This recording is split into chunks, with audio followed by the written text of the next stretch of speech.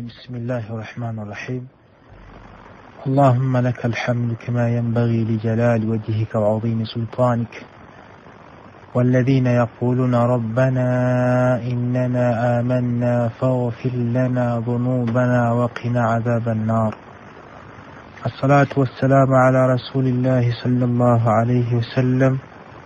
عن جابر رضي الله عنه قال: سمعت النبي صلى الله عليه وسلم يقول: إن في الليل لساعة لا يوافقها رجل مسلم يسأل الله خيرا من أمر الدنيا والآخرة إلا أعطاه الله إياه، وذلك كل ليلة. رواه مسلم. السلام عليكم ورحمة الله وبركاته.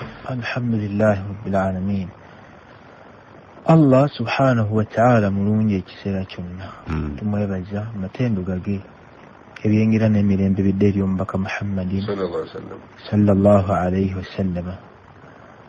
Obutuufu Allah subhanahu wa ta'ala yatwagala, wamala okutwagala n'atusindikira omubaka Muhammadin sallallahu alayhi wasallam eyatangaaza buli kimu kye tulina okukola okuva ku kisooka ky'olaba nti kinene nnyo mpaka ku kisembayo ky'olaba nti kitono, byonna tubiinako enjigiriza y'omubaka Muhammadin sallallahu alaihi wasallam. Mu butuufu okusinziira ku mbeera gye tulimu mu nsi n'okusinziira lwe twayogera ku kye bayita okusaba, aya ya Allah subhanahu wa ta'ala yatuukira ddala n'egamba nti wadhakkir fa inna dhikra tanfa'u almu'minin. Jjukiza kubanga okujjukiza kugasa abakkiriza. Twayogera ku kigambo kusaba. Mu butuufu abantu abasinga naddala abasiraamu ekigambo kusaba baali bakyesamba, so nga ate batudde ku bizibu ebyagala okubaabya emitima. Abantu bangi mu butuufu baakuba ku ssimu ng'olaba ekigambo wabula mwalimu okunenya okuyitiridde naddala ku bakulembeze bwabo ababatwala ku mizikiti, kuba abantu bangi baakuba amasimu nga balaajana embeera gye balimu nga si nnungi, songa ate nga Allah subhanahu wa ta'ala yatulaga ekyokukola nayaga nti waqaala rabbukum id'uuni astajib lakum, kubanga Allah yatugamba nti musabe ajja kutwanukula. Era ne guba musango munene omuntu yenna abatasaba Allah subhanahu wa ta'ala, kuba Allah yatuuka okugamba nti innal ladhina yastakbiruna an ibadati, oyo yenna yeekuza eyeekuluntaza n'atansaba sayadkhuluna jahannama dakhirin, ngenda kumuyingiza omuliro jahannam saghirin adilla, nga nyomeddwa, nga munyomoofu, nga akkakkanyiziddwa. Oluvannyuma lw'okwogera ebigambo ebyo n'ebitwayogera ku mbaka Muhammadin sallallahu alaihi wasallam, ng'ebintu ebisinga tubadde twabireka, naddala abakulembeze mizikiti gyonna baimaamu ng'obuvunaanyizibwa bw'okusabira ku baddu ba Allah subhanahu wa ta'ala be bakulembera babadde baakuvaako, so nga abantu ebizibu babikola ki? Ebizibu bayina. Ne tutuuka ku mbeera Allah subhanahu wa ta'ala nabbi waffe Muhammadi sallallahu alaihi wasallam hadisi gye twasoma wano ng'eragira ddala abantu abakulembeze oba abamu ku bakulembeze n'abantu okubeera nti basabirako ewamu fil jamaa, mu kibinja, kuba twakiraba nti nabbi Muhammadi sallallahu alaihi wasallam yasabirako abantu olunaku olumu oba olutali lumu zitali bbiri, kubanga ekizibu kye balina yali nkuba. Ne bakuŋŋaana ne bawanika emikolo nabbi Muhammadi sallallahu alaihi wasallam n'abasabira, era enkuba n'ekola ki? N'etonnya. Mu kiseera ekyo abantu balina kizibu kyaki? Kyali ky'amazzi nga tebagayina. N'olwekyo olaba Allah yabawa amazzi mu kiseera ekyo oluvannyuma lw'okusaba nga nabbi Muhammadi sallallahu alaihi wasallam yabakulembeddemu. N'olwekyo kyakakata nti mu buli ngeri yonna wateekeddwa okubeerawo enkola eziwa obujja oba ejjukizibwa eteekebwe abaddu ba Allah subhanahu wa ta'ala babeere nga basabirwako. Lwaki? Kubanga abantu bajja okusaala mu mizikiti. Eyo ibaada eri farada emanyiddwa nti omuntu alina okusaala esswala ya dhuhuri eraka nnya. Era mu butuufu abantu bajja ne bagisaala, naye nga azze okugisaala n'ekyokulya ekyemisana takikola ki? Nga takirina. n'abeera musajja watwawo nga n'ekyokukola kimubuze, so nga mu butuufu bwandibadde buvunaanyizibwa obw'abakulembeze abakulembera emizikiti. Nga bwe tusaba abantu ssente ne tubajjako ez'amazzi ne tubajjako ezaki, naye kizibu nnyo okusanga omuntu amala okusolozaamu abantu ssente ate n'abasabira ku ddu'a. Tekitera kusanga Sheikh Yahya, ate tekitera kusanga, so nga Allah subhanahu wa ta'ala yakitulagira nti bw'omala okubajjako ssente obasabirako ku ddu'a, basabireko oluvannyuma lw'okuba nti bawaddeyo ekikola ki ekiweebwayo kye baba bawaddeyo. N'olwekyo ne tuzuula nga mu buli ngeri yonna abawalimu bonna abali eyo mu mizikiti gyabwe batunuulire embeera y'abantu baabwe basaaza, abaffe beetaavu badduwa bakusabirwa oba si beetaavu bakusabirwa, kubanga buli kimu twakijjawo okusabirako ewamu, okusabira abantu, okubayigiriza okusaba kibadde kizibu, so nga tewali kitasabwa kuba tujjukire Nabbi Ibrahimu alayhi salatu wassalam yaga nti rabbi habili mina salihin, Katonda wange nkusaba ompeeyo omwana omulongoofu. Abantu olowooza tewali batalina baana nga biganye, naye ng'ate Nabbi Muhammad sallallahu alaihi wasallam yaga nti la yaruddu alqadar illa biddu'a, teri kizaayo kugera kwa Allah subhanahu wa ta'ala okujjako kumukola ki? Kumusaba. Ekitegeeza nti omuntu asobolera ddala okuzaala ebbanga lyamala nga asabye Allah subhanahu wa ta'ala. N'olwekyo baganda bange abampuliriza, ebintu bingi abantu ebizibu bye tulimu bye tukuŋŋaaniddemu naye nga byetaaga okuwanjagira Allah subhanahu wa ta'ala, ekibi oba ekizibu kye tulina ng'ate omwagaanya ogw'okubeera nti abantu tebamanyi kusaba Allah subhanahu wa ta'ala, nga tebamanyi kyakkola, babeera nga munnange bazunga ne bagenda mu bantu abakyamu ne babeera nga bababuzaabuza mu mbeera ezifaanagana bwe zityo. N'olwekyo njagadde olwaleero tulabe ngeri ki, kubanga waliwo eyabuuzizza nti abaffe eddu'a eyanukulwa, abantu babuuza nti eddu'a eyanukulwa yeeruwa, eddu'a eyanukulwa yeeruwa. Naye njagala tusome hadithi ya Muawiya بن أبي سفيان رضي الله عنهما قال معاوية قامت سمعت رسول الله صلى الله عليه وسلم نويل بكوا الله قام من دعا بهؤلاء الكلمات omuntu yenna asaba Allah ng'amusabisa ebigambo bino bitano lam yas'ali llaha shay'an illa a'taahu, tayinza kubisabisa nabyo amakulu n'asooka okubyogerako nga tannaba kusaba, okujjako nga bw'amala okubyogerako n'asaba Allah subhanahu wa ta'ala, Allah subhanahu wa ta'ala amuwa ekyo ky'aba asabye. Ekisooka la ilaha illa allahu wallahu akbar, ekyo kimu. Ekyo bw'okyogera emirundi gyonna gy'osobodde nti la ilaha illa allahu wallahu akbar, n'omala n'osaba Allah subhanahu wa ta'ala, tayinza butakwanukula. Ekyokubiri la ilaha illa allahu wahdahu la sharika la lahu almulku wa lahu alhamdu wa huwa ala kulli shay'in qadir. Ekyo nakyo bw'okyogera emirundi gyonna gy'oba osobodde, tosobola kusaba Allah subhanahu wa ta'ala ku kizibu kyonna ky'oba oyina, sukulu fiizi abuze, omulimu gutagala, omulimu tegulabika, toyina kyakkola, amaka gayuuga, abaana bo tebafumbirwa, abaana tebawasa, emirembe mu maka temuli, emikisa olaba Allah subhanahu wa ta'ala buli byokola tebivaayo. Nabbi waffe Muhammadi sallallahu alaihi wasallam yagaa nti teri muntu ayogera kigambo kino nti la ilaha illa allahu wahdahu la sharika la lahu almulku wa lahu alhamdu wa huwa ala kulli shay'in qadir, nkakasa bukakasa nti waliwo awandiika ebigambo bino, kubanga Nabbi Muhammad sallallahu alaihi wasallam Muawiya agamba bun Abi Sufyan nti nabbi namuwulira agamba nti man da'a bihaula'i alkalimati alkhamsi, omuntu yenna asaba Allah n'ebigambo bino bitaano, lam yas'ali llaha shay'an illa a'taahu, tayinza kusaba Allah kintu kyonna okujjako nga Allah akimuwa. Ekisooka la ilaha illa Allah wallahu akbar, ekyo bw'okyogera kiwandiike bulungi. Oba oyina ekizibu, buli kyonna ekizibu ky'oyina bw'oyogera ekigambo ekyo oluvannyuma n'osaba n'oyogera ekizibu ekyo Allah subhanahu wa ta'ala akikugirawo. La ilaha illa Allah wahdahu la sharika la lahul mulku wa lahul hamdu wa huwa ala kulli shay'in qadir. Oba okiwandiise otya naye kakasa nti ky'owandiise kyekituufu. Nabbi yagamba nti omuntu yenna agamba ekigambo ekyo la ilaha illa Allah wahdahu la sharika lahu lahul mulku wa lahul hamdu wa huwa ala kulli shay'in qadir, teri muntu akyogera okuggyako nga Allah subhanahu wa ta'ala amuwa n'abeera nga amwanukula ebyo byonna byaba amusabe. Ekirala la hawla la ilaha illa Allah wala hawla ولا قوة إلا بالله.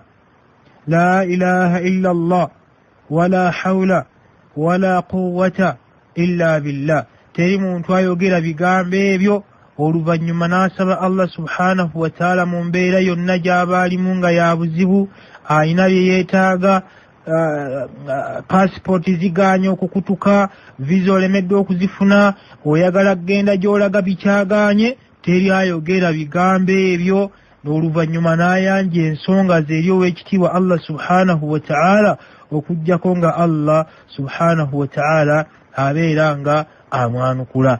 N'olwekyo oyo yenna agamba eyabadde abuuza nti ddala bwe mbanga dduwa ki eyo eyanukulwa, edduwa kitegeeza kusaba. Okusaba kwonna Allah kw'oba osabye Allah akwanukula okusinziira ku bizibu by'oba omugambye. Naye ensaba oba oluusi ebisinga okukola obubi Allah obutayanukula nti oba oliawo ensaba yebeera embi, kubanga ne bw'oba ogenda kusaba muntu munno osooka kumuyiiya.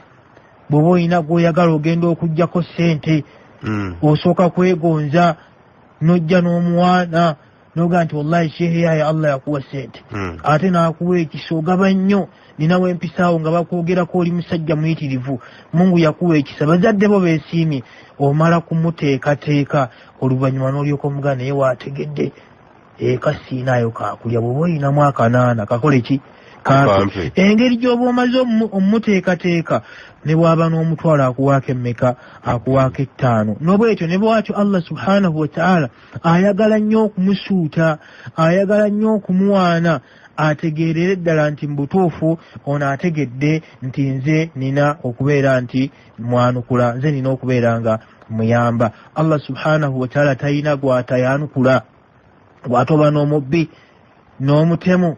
Lwaki? Kubanga ye Allah subhanahu wa ta'ala ategeera omuntu ekimuli munda.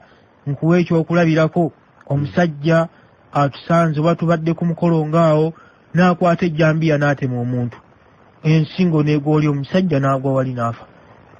Omusajja ono n'atadduka ne tusigala nga tumufunye. Assa omuntu tumulaba, nassa omuntu tumukola ki? Tumulina. Omusajja oyo abantu ne bagamba nti mumukoonako, ono yeetaaga kusala kanyama ku kaki? Ku kanyama. Mumuleke, temukuba nako mumuleke. Munnaamussa ali wali nasse bamukoze eki? Omusajja oyo afukamira wansi nga talina mu butuufu waayinza kuyita ku kibinja ky'abantu abakoze eki? Abamutaayizza. Ayogera Mukama nga temuwulira. N'agamba nti Katonda wange, nzizizza omusango, nzisa omuntu, naye tebyayinza kuntaasa kunzijja ku kino okujja kaani gwe, naye mwe temuwulira. Omusajja aba alimba olowooza essaawa eba yakwegayirira. Allah subhanahu wa ta'ala agenda okulaba nga mu butuufu omuddu ategedde nti yayina omujja muki? Mu kizibu ekyo. Omusajja oyo ayimuka n'akangamu ebiri awo, abantu ate be bamuwekkuba n'akola ki? N'ekyomutawana ate bw'atuukiriraga nti babadde bampita ffala mbakanzeemu ne bakola ki? Ne bagweri n'ekola ki? N'empitamu ne yeerabira nti abadde awanjagira ani? Allah subhanahu wa ta'ala. N'olwekyo baganda bange nti ekigambo kusaba Allah subhanahu wa ta'ala yakitukubiriza nnyo tubeere nga tukozesa omukisa ogwo okusaba Allah subhanahu wa ta'ala kuli byonna bitwagala. Nabi Muhammadi sallallahu alayhi wa sallama hadithi ya Abi Hurayra radiyallahu anhu yaga nti laysa shay'un akrama ala Allah min ad-du'a, tewali kintu kya kitiibwa mu maaso ga Allah subhanahu wa ta'ala kisinga kumusaba. Teri kintu mu maaso ga Allah subhanahu wa ta'ala kya kitiibwa gyali Allah ng'okumukola ki, ng'okumusaba. N'olwekyo tukubiriza abantu bonna abasiraamu nti embeera yaffe yonna okusaba Allah subhanahu wa ta'ala gye tuba twolekeza obwanga. Mu mbeera eyo twayogera ku kigambo ky'okusabirako ewamu. Ekigambo ekyo abasiraamu bakijjumbire, bayimaamu mufuneeyo olunaku n'embeera eyo abantu mubasomere ku dua, Allah subhanahu wa ta'ala abeerenga abajjirawo ebizibu. Lwaki? Kubanga mulimu abantu Allah subhanahu wa ta'ala nga mu butuufu yabagerera ebizibu babiina, tebalina gye baddukira, ne batuuka okubeera nti babula ne bagenda mu bifo ebikyamu. Naye Nabi Muhammadi sallallahu alaihi wasallam hadisi gye twalaba eya Habibin bun Maslamata al-Fahri radiyallahu anhu qala, yagamba nti sami'tu Rasulallahi sallallahu alaihi wasallam, nawulira omubaka wa Allah ng'agamba nti la yajtami'u mala'un fayad'u ba'dhuhum wa yu'minu al-ba'd illa ajabahum Allah. Nti teri kibinja ky'abantu kikuŋŋaana ne basaba Allah subhanahu wa ta'ala nga bambwe bagamba nti amiina, okujjako nga Allah subhanahu wa ta'ala abeeranga abaanukula. Biseera ki Allah subhanahu wa ta'ala byayanukuliramu eddua okusinziira ku bujulizi? Nabbi Muhammadi sallallahu alayhi wasallam hadithi ya Jabiri radiyallahu anhu yagamba nti sami'tu an-nabiyya sallallahu alayhi wasallam, nawulira omubaka wa Allah ng'agamba inna fil layli la sa'a, mazima ddala mu kiro mulimu essaawa, la yuwaafiquha rajulun muslimun, teyinza kukwatagana omusiraamu tasobola kugiyimiriramu oba tayinza kuteeba ssaawa eyo n'abanga asaba yas'alu llaha khayran min amri dunya wal akhira, n'asaba Allah ebintu ebirungi byayagala Allah amuwe mu nsi ne ku nkomerero, illa ataahu llahu iyaahu, okujjako nga Allah subhanahu wa ta'ala abeeranga abimuwa. Kimu ku kiseera Allah subhanahu wa ta'ala wetumusabiramu oyo yenna anoonya okwanukula eddua, ayina ebizibu, ng'oyina ebizibu bikwetuumyeko, oyina emitawaana gikwetuumyeko,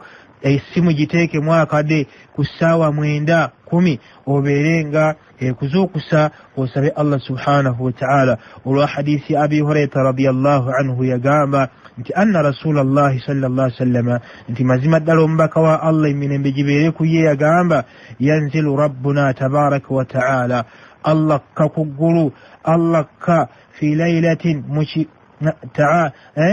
yanzilu rabbuna tabaraka wa ta'ala kulla laylatin, Allah omulezi waffe w'ekitiibwa akka kuggulu buli kiro, kuggulu ila samaa'i dunya, kuggulu erya wansi, hiina yabqa thuluthu layli, ekiseera wekituuka ng'ekiro ekitundu ekimu ekyokusatu ekyekiro nga byekiseera ekisembayo tubale okuva ku 9-10. Yaqulu, Allah ng'agamba nti man yad'uni fa astajibu lahu, ani ansaba mwanukule. Naye munnange ekyomutawaana nga tuli mu kusumagira, tuli mu kutema bisiki twebase, so nga ate waliwo ekiseera lumugenda mu mikolo eyo egitalimu olusi n'amakulu ne musulanga mutiguka. Naye wuliriza Allah subhanahu wa ta'ala, nabbi agamba nti yanzilu rabbuna, omulezi waffe tabaraka wa ta'ala akka kuggulu ery'oku nsi mu kiro ekisembayo, ekyekimu ekyokusatu, ekiro ekisembereyo ddala. Wayaqulu, n'agamba Allah nti man yad'uni, ani ansaba fa astajiba lahu, mbeerenga mwanukula. Man yas'alni, ani ansaba fa utihi, mbeerenga muwa. Man yastaghfiruni, ani ansaba okumusonyiwa fa aghfir lahu, mbeerenga musonyiwa. N'olwekyo ekyo ekiseera kimu ku biseera Allah subhanahu wa ta'ala mwasingira ddala okwanuukulira eddua. Ekiseera ekyokubiri we wakati w'okwaziina n'okukima esswala. Nabbi Muhammadi sallallahu alayhi wasallama yatukubiriza nti bwe babala okwaziina omuntu nga talina kyonna wakati w'okwaziina n'okukima esswala, omuntu awanikanga emikono n'asaba Allah subhanahu wa ta'ala, n'osaba Allah ebizibu byo byonna. Kiseera kirungi okubeera nti tukisabiramu Allah subhanahu wa ta'ala asobolera ddala bulungi okubeera nga atwanukula. Ekiseera ekirala ng'enkuba etonnya.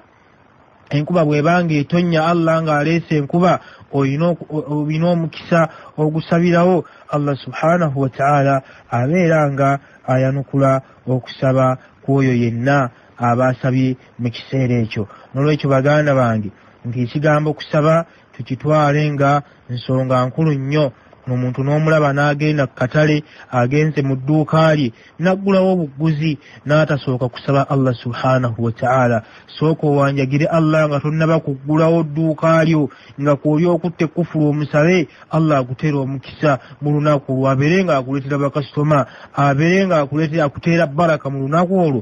Naye omuntu n'omusanga nga olutuuka ku mulyango ng'aggulawo obuguzi ng'asitamaawo, olunaku ne luziba nga tafunye. Lwaki? Teyasabye Allah subhanahu wa ta'ala. Wali omuddu awo alina akagaali kakadde nga mutuufu kamutawaanya, akapikiko kakadde kakusumbuwa, kafa n'okawalula n'oyita ku banno ne bagamba nti nno munnange nno ojja kukawangaaza, n'oyita ku bantu nga wenna osunguwadde, naye tofukamirangako mu maaso ga Allah subhanahu wa ta'ala n'omugamba nti Katonda wange mpaayo akapiki akapya. Omuddu takyogerangako. Wooli awo ng'olugendo lw'otambula lukwetaagisa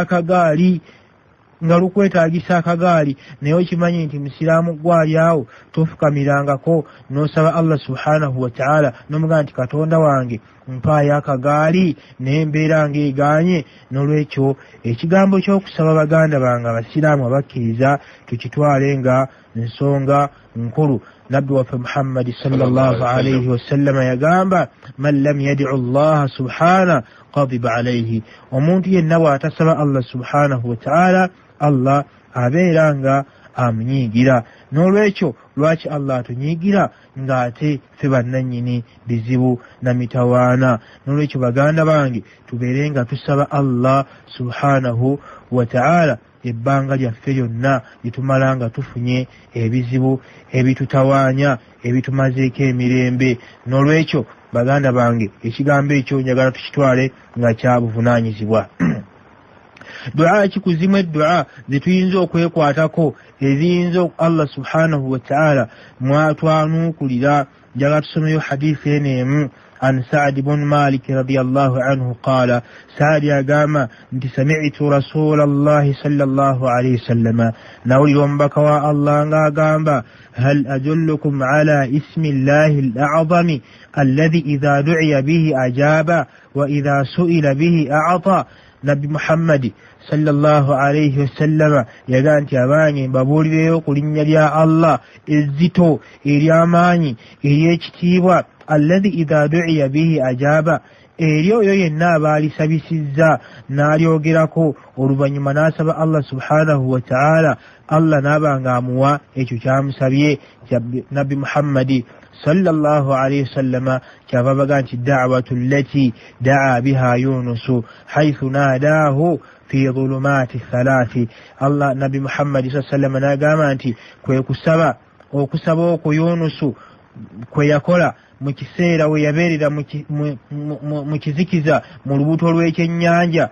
Allah subhanahu wa ta'ala we yali amukwatidde amusibidde. Duwa ki Yunusu gye yasoma yagamba nti la ilaha illa anta subhanaka inni kuntu min adh-dhalimin. Faqala rajulun ya rasul Allah, omusajja kyava agamba nti wangu omubaka wa Allah, hal kanat liyunusa khassatan am lilmu'minina amma.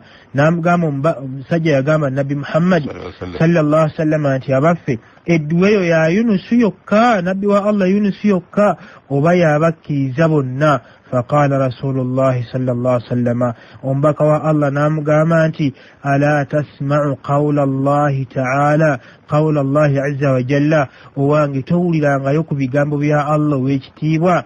Allah yagamba atya wanajjaynaahu min al-ghammi, nembajja mu mitawaana mu bizibu, wakadhalika nunji al-mu'minin, bwentyo bwentaasa, bwentyo bwenzijja mu mitawaana abo bonna abanzikiriza abantegeera nti gyendi nze nina okubayamba. Waqala rasulullahi sallallahu alaihi wasallam, oluvannyuma omubaka n'agamba nti ayyuma muslimin daa biha fi maradihi, teri musiraamu yenna ayinza kusaba Allah, ayinza kusabira mulwadde we ng'alwadde, oba okuba nti gwe mulwadde n'osoma edduwa eyo لا إله إلا أنت سبحانك إني كنت من الظالمين نوجسما 40 مرة نوجسما emirundi 40 فمات في مرضه omuntu oyo singa afa mu bulwadde obwo nga bumututte u'tiya ajra shahidin Allah subhanahu wa ta'ala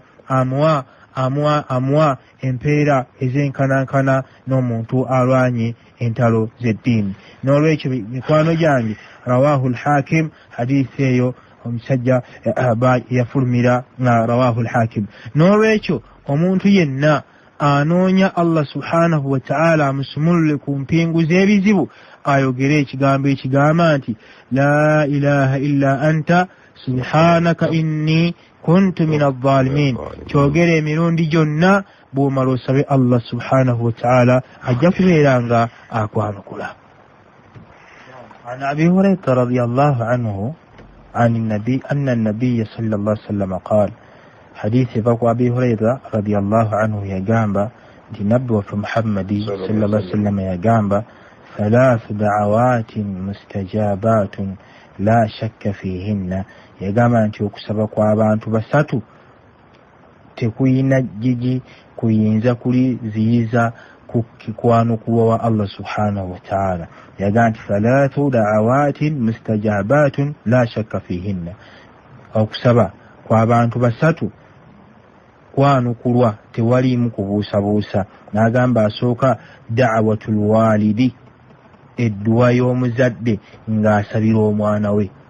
Abazadde mukubirizibwa Yahya ng'ogenzeeko ewaka maama wo mugambe nti maama nsabiraako.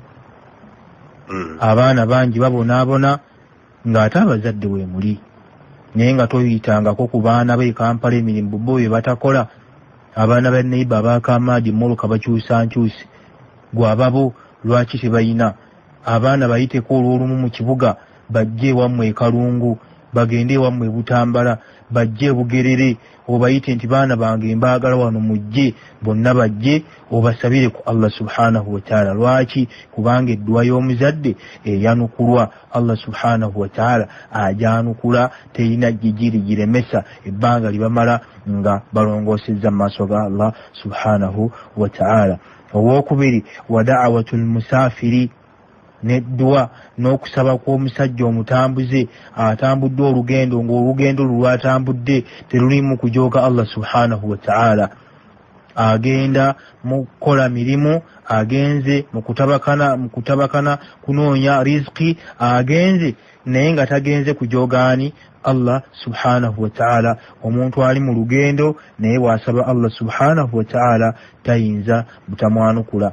Owokusatu wa da'watul madhlumu n'edduwa y'omuntu ali azaamaanyizza. Mwegendereza abakozesa abantu. Osobola okubanga okola naye nga tofuna nga mbutuufu ne bw'osaba Allah aganya okwanukula. Lwaki? Kubanga olina gwe wali azaamaanya ng'omuntu ebyo wamuli azaamaanya omukozesa n'otamuwa sente ze2,000 n'otamuwa sinyi ze3,000 ne wabeera nga Matayo Peter n'amala kuwanikira emikono ewa Allah subhanahu wa ta'ala. Sheikh Yahya waliwo abakozesa abantu abatali basiraamu ne batabawa sente zaabwe era balina eŋŋombo abasajja bano abatali basiraamu gye batera okwogera ne bagamba nti abasiraamu bagamba nti bw'anyaga atali musiraamu ayingira jjana. Singa Allah atusaasira ne tufuna amateeka agafugiza eddiini wano twanikanga vudde abasiraamu abo ababba abatali basiraamu era abamubbi. Naye kimanye musiraamu gwe nti singa okozesa Matayo n'otamuwa sente ze edduwa y'Amatayo Katonda ajanukula. Era osobola okuba nti ekikubonyaabonya Mungu lwaki tayanukula kusabako lwakuba nti wali azaamaanya Peter ne busente ze ne bw'abanga ogenda kuzimuwazinywemu omwenge gwe wali okozesa waaki ng'omumanyi ndi katamiira jjubyo zaafunawo zaanywa okitegedde. Naye bw'omuli azaamaanya omusajja n'amala awanika emikono ewa Allah subhanahu wa ta'ala munnange Allah yanukula edduwa y'omuntu afaanagana bw'atyo. Ekisemberayo ddala mikwano gyange nti tukkirizibwa mulimu abantu Allah mu nsi subhanahu wa ta'ala be yawanga Allah baanukula Allah ayanukula okusaba kwabwe. Nga musajja kwali ku kyalo ky'endejje naye nga bw'asaba Allah subhanahu wa ta'ala Allah amukola ki? Ayanukula. Era abantu basobolera ddala bulungi okulumba omusajja ne bamugamba nti owange tusabire ku Allah.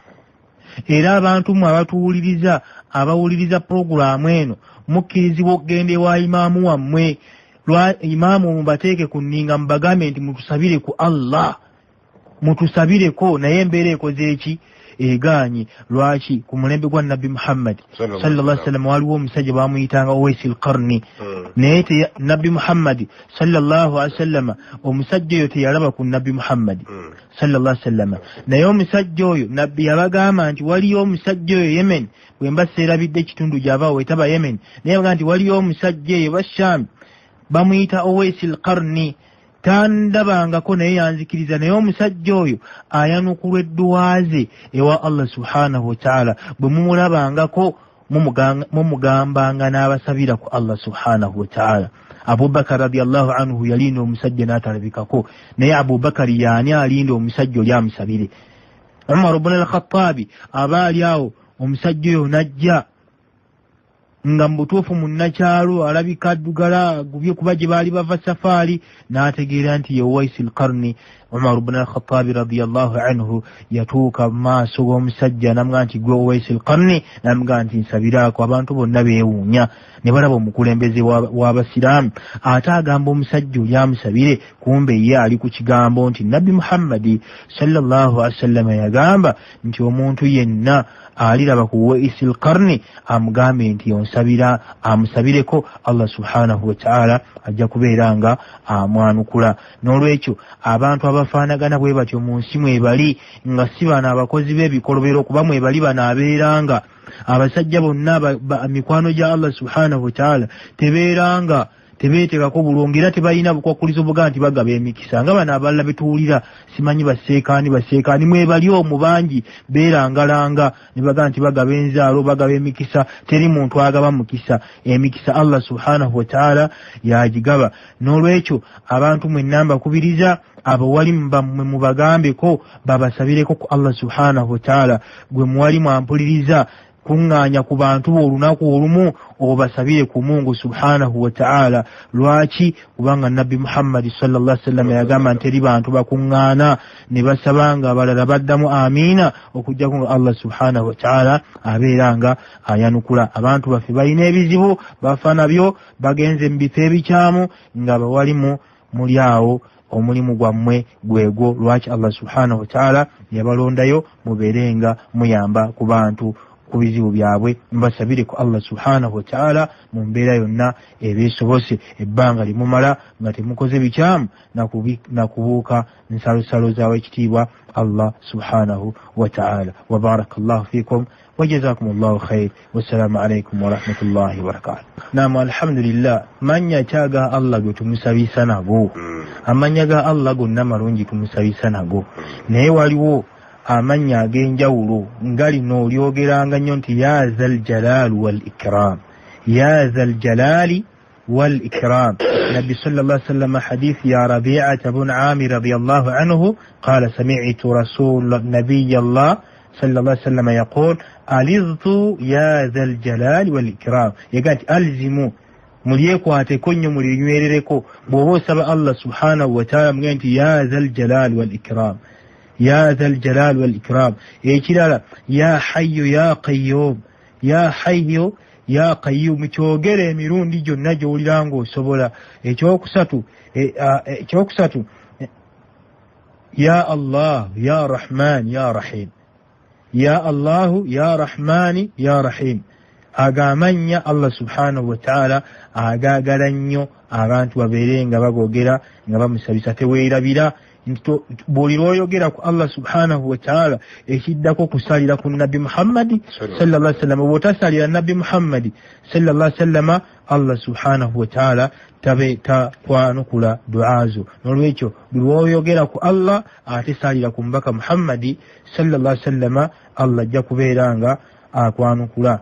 Ekirala oweeranda ne yagambye nti bw'omala okusaala n'omala azikaari okkirizibwa okusaba bw'omala okusaala n'oleeta azikaari n'ozimalayo, katugambe nti osadde salatu zuhuri raka'a zonna ozimaze, azikaari zonna n'ozireeta, bw'omaze n'osaala ba'adiyya. Bw'omala okusaala ba'adiyya yanjula ebizibu byeryani eri Allah subhanahu wa ta'ala kikkirizibwa osaba Allah mu kiseera kyonna bw'owulira nti ebizibu bihujimbye.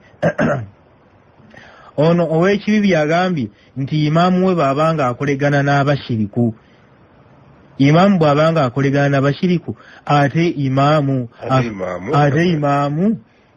imaamu n'akolegana n'abashiriku, ekyo tekisoboka. Imaamu bw'abaayo bw'atyo olwo aba akyali imaamu, aba takyali imaamu, kuba nabbi yagamba sallama nti man tashabbaha biqawmi fahuwa minhu, omuntu bwe yeefaanaanyiriza ekibiina aba wa mucyo. Kati imaamu ate okukolegana n'abashiriku naye aba muki?